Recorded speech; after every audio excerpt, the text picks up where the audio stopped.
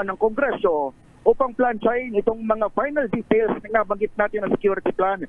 Kabilang dito ang threat assessment at alertong itataas sa mismo kasigsagan ng paglilitis. Nauna na kasing nag-full alert ang PNP sa buong bansa noong unang araw na Iglesia ni Cristo Rally, pero bahagya itong ginaan-grid heightened alert nationwide habang patawid sa linggo ng impeachment at ngayon naka-full alert pa rin dito sa National Capital Region. Ako si Edniel Parrosa, nag-uulat para sa DZRH. Una sa Pilipinas, una sa Pilipino. Samantala, punta muna natin ang report mula kay Miss Karen Oyong.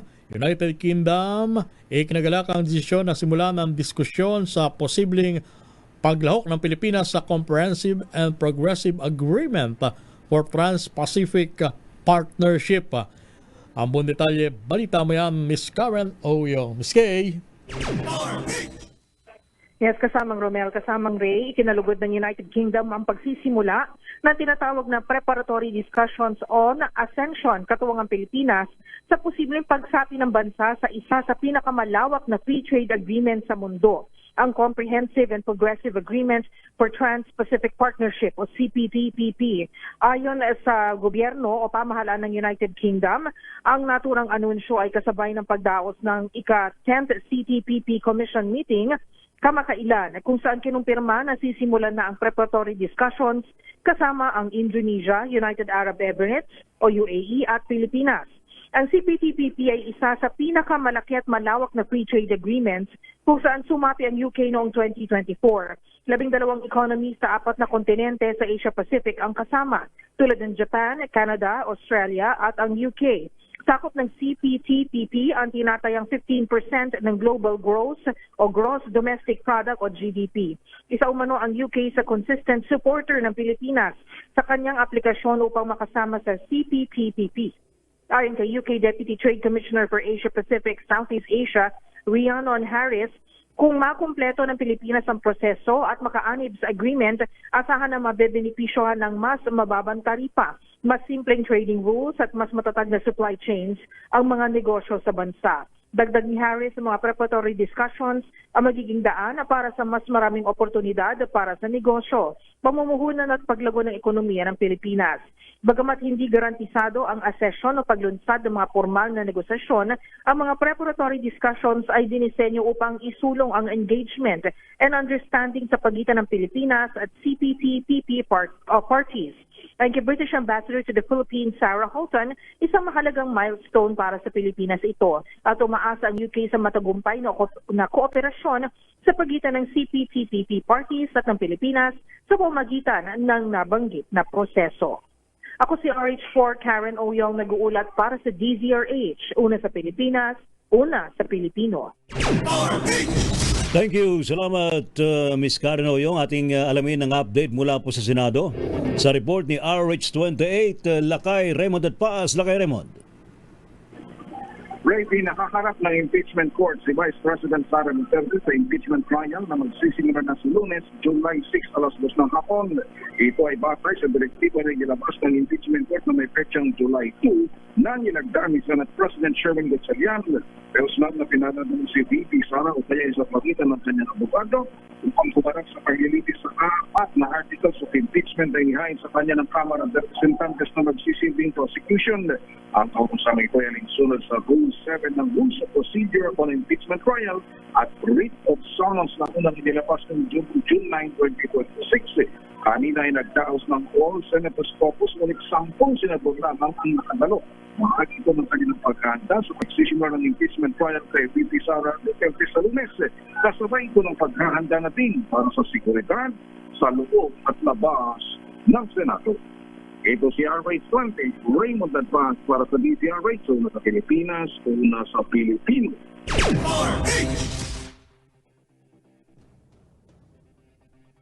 Ganon? Ano ba naman yan, no? Sa diesel Hay. at kerosene, nakaumang sa araw ng Martes. Ayun, naku. Ayon yan sa Department of Energy. Ibalita mo yan, RH number 15, Giselle Ricafort. Giselle. Kay Romel, nakaambang tax presyo sa diesel at kerosene sa susunod na linggo. UAE Oil Industry Management Bureau Posibleng tumaas ng piso hanggang 3 piso kada litro ang parehong diesel at kerosene. Maaari na namang bumaba o kaya naman ay tumaas ng piso 50 sentimo ang kada litro ng gasolina sa Martes. Sinabi ng DOE na maaari pang magbago ang mga nabanggit na numero depende sa resulta ng huling araw ng kalakalan sa pandaigdig ng merkado. Ang gobyerno pa rin yung nagtatakda ng minimum price rollback at maximum increase sa petrolyo na ang ibig sabihin kailangang itong sundin ng mga oil company. Binanggit ng mga impormante sa industriya na bagamat kumalma yung presyo ng crudo, tumaas naman yung presyo ng diesel at iba pang middle distillate dahil sa senyales ng masikip na supply sa merkado.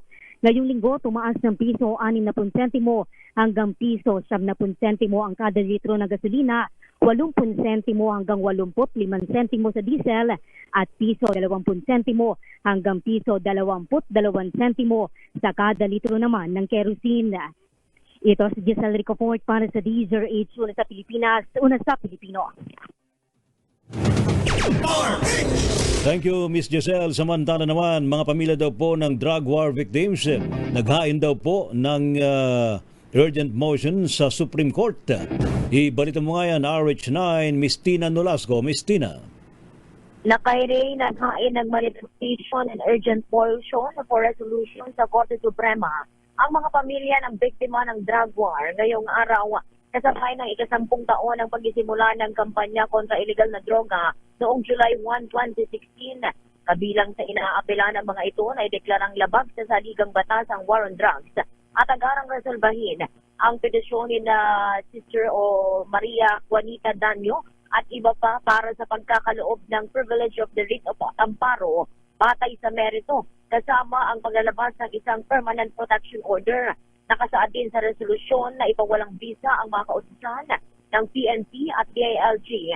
Partikular ang Philippine National Police Command Memorandum Circular Number 16-2016 na inamyandahan ng PNP Number 1-2017 at ang Department of Interior and Local Government Memorandum Circular Number 2017-112. Ayon sa kanilang legal counsel na si Attorney Gilbert Andres, maaaring makatulong ang mga nangyayari sa International Criminal Treaty sa paghahanap ng pananagutan, pero nasa Korte Suprema anya ang kapangyarihang magdesisyon kung naaayon sa ligang batas ang isang polisiya ng gobyerno. Ito si RH19 na Nolasco para sa DZRH, una sa Pilipinas, una sa Pilipino. Samantala, inasal ng isang konsehal sa Quezon City sa gitna ng rally sa EDSA People Power Monument. Iimbestigahan ng Quezon City Council. Ibalita mo yan, Val Gonzalez. Val. Romel, magsasagawa ang konseho ng Lungsod Quezon ng impartial investigation kay Councilor Ranulfo Ludovica. Ito'y matapos mag-viral sa social media ang video ng kanyang pagharap sa isang enforcer ng Land Transportation Office.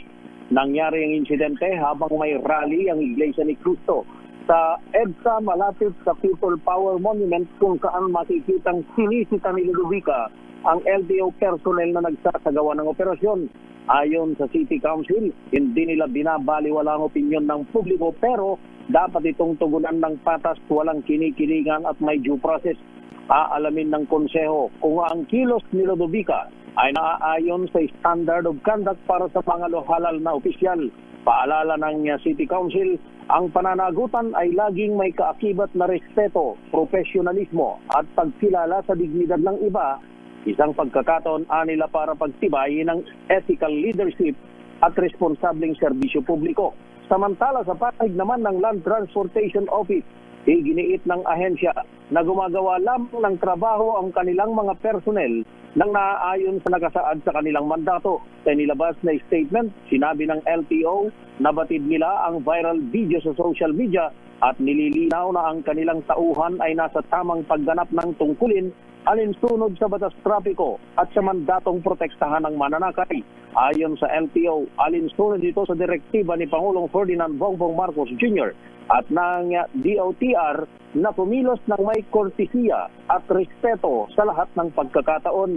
Gihit ng LTO, mananatili silang tapat sa pagpapatupad ng batas para sa kaligtasan ng publiko at nananawagan sa mga mamamayan na suklian din ng kagalang-galang at kooperasyon ang mga kawani ng gobyerno habang ginagampanan nila ang kanilang legal na tungkulin.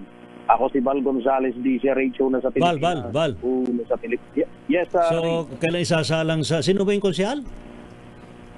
Konsihal Ranulfo Rubica. Si Anong Rani, distrito Rani. siya? Anong Oo. distrito siya? Val?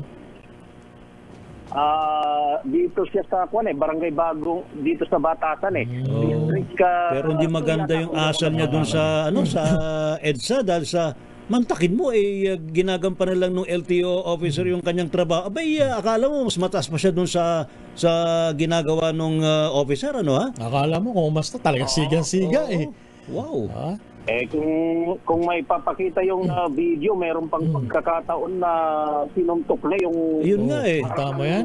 Pambihira. Mas No? parang gusto nang isalya dun sa sasakyan yung LTO officer ha? Wala bang balak, plano ang LTO na siya ay ipatawag para magpaliwanag? Kasi hindi lang yung traffic Hindi eh. enforcer ng Oo. LTO ang kanyang binastos eh. Kundi maging yung buong institusyon ng LTO. Oh. Oo, correct. Di ba? Kaya nga ito'y umani Hmm. ng iba't ibang mga opinion sa social media. Oh. Dahil dun sa nangyaring ito, ang binabanggit ng ilan dun sa aking nababasa, siya pa naman daw yung head ng Task Force Disiplina. Oh. Matagal na Ganon? Tignan mo. Task Force Disiplina Oh. sa Quezon City. Oh. Nagtataka yung iba, ba't ganon yung... Tapos hindi niya madisiplina yung sarili niya. Diyos mo. Ako kung ako ang LTO chief, Oh. Lakay Ray, Oh. Val, Oh. aba papatawag ko yan. Oh. Ha? Para, sige nga, tingnan nga natin kung ano yung, paano niya bibigyan ng katwiran yung ginawa niya doon sa tauhan ng LTO Oo na nga nagpapatupad eh. lamang ng Grabe kanyang naman, mandato na trabaho. Diyos Ha? mio. Hindi ba? Oo. Kasi kung halimbawa palalampasin natin yan, Oo. baka masundan pa yan. Sabi nga noon, Di ba? konsihal ba yan? Bakit Oo. ganyan ang kanyang pag-ugali? Parang, Tayo, parang maton. tignan mo ha. Oo. Tayo, nagagalit tayo pagka Oo. merong mga ilang tauhan ng LTO na nasasangkot sa mga Yes. katiwalian. Oo. Pero this time, kung kampihan kailangan naman natin nating LTO. bigyan ng Oo. katwiran Oo. ang ginawang trabaho ng LTO, ang Nasa ayos naman. Nasa ayos naman. Kasi naka-illegal naman talaga yung Oo. masakyan na At saka kailangan tikitan.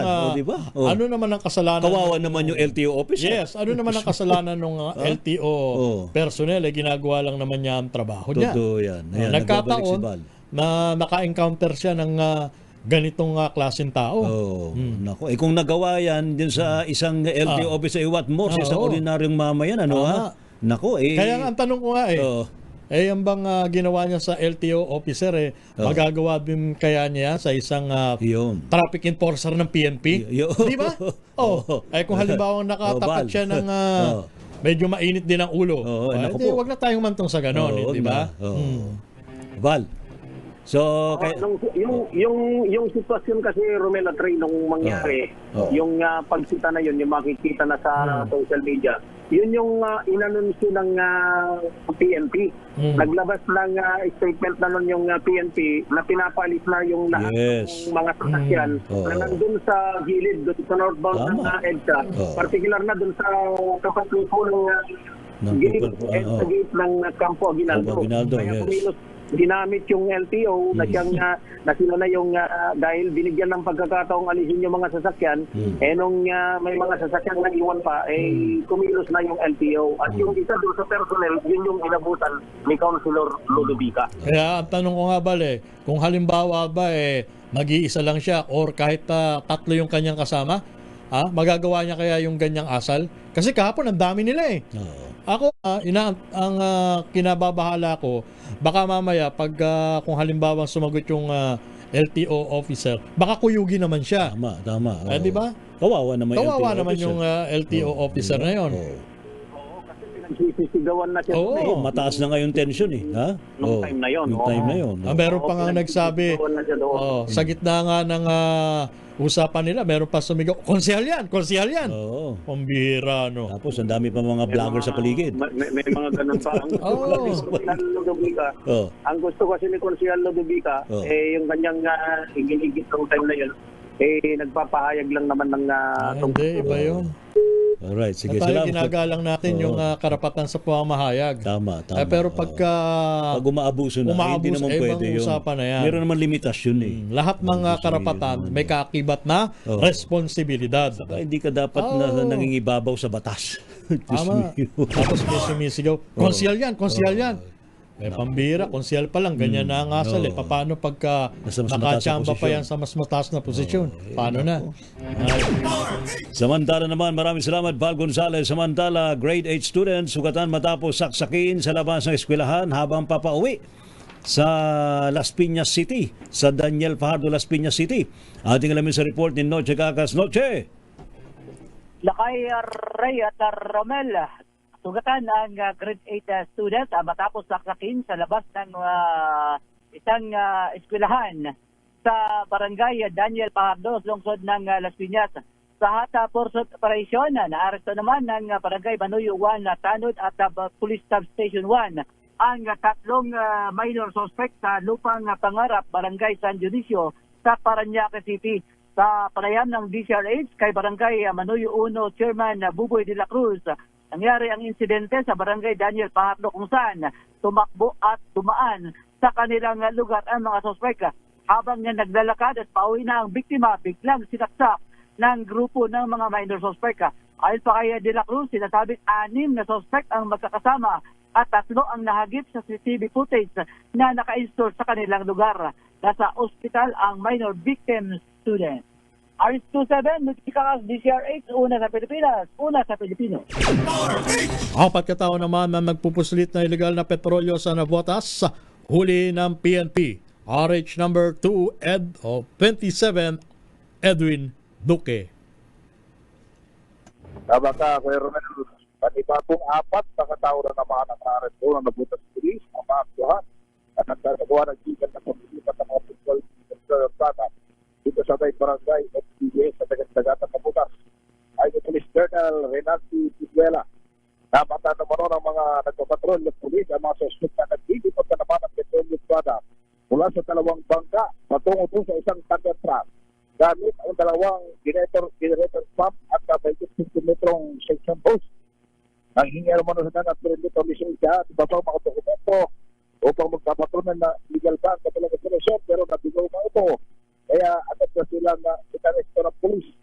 Ang kumpiska sa operasyon ng isang tanker truck, 2 bangkang may kargang petrolyo product, 2 generator pump at isang section hose.